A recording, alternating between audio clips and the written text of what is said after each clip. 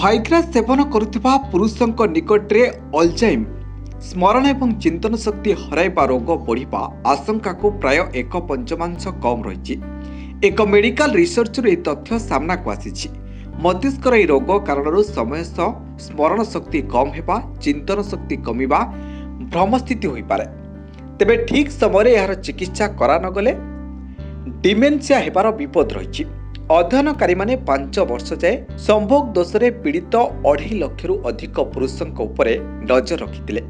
ଏଥିରେ ଜଣାପଡ଼ିଥିଲା ଯେ ଯେଉଁମାନେ ଇରେକ୍ଟାଇଲ୍ ଡିସ୍ଫଙ୍କସନ୍ ଔଷଧ ସେବନ କରନ୍ତି ସେମାନଙ୍କ ନିକଟରେ ଅଲଜାଇମ୍ର ବଢ଼ିବାର ବିପଦ 18% କମ୍ ଥିଲା।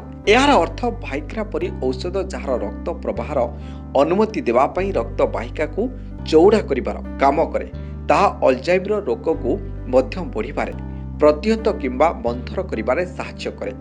ନ୍ୟୁରୋଲୋଜି ଜର୍ନାଲରେ ପ୍ରକାଶିତ ଅଧ୍ୟୟନ ରିପୋର୍ଟରେ 5 ବର୍ଷରେ 59 ବର୍ଷର ହାରାହାରି ବୟସର 2,69,725 ଜଣ ପୁରୁଷଙ୍କ ଅଧ୍ୟୟନ କରାଯାଇଛି।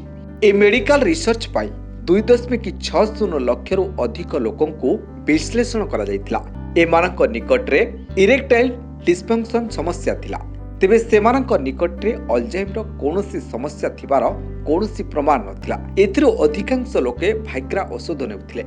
ୟୁନିଭର୍ସିଟି କଲେଜ ଲଣ୍ଡନରେ ଅଧ୍ୟୟନର ମୁଖ୍ୟ ଲେଖିକା ଡକ୍ଟର ରୁଥ୍ ବ୍ରାଉନଙ୍କ ଅନୁସାରେ ଏହି ଔଷଧ ମସ୍ତିଷ୍କରେ ଅସାମାନ୍ୟ ପ୍ରୋଟିନ୍କୁ କମ୍ କରିବାରେ ସହାୟତା କରିଥାଏ, ଯାହା ଅଲଜାଇମର ରୋଗୀଙ୍କ ନିକଟରେ ଅଧିକ ଦେଖାଦେଇଥାଏ। Bureau report, day to day Odisha.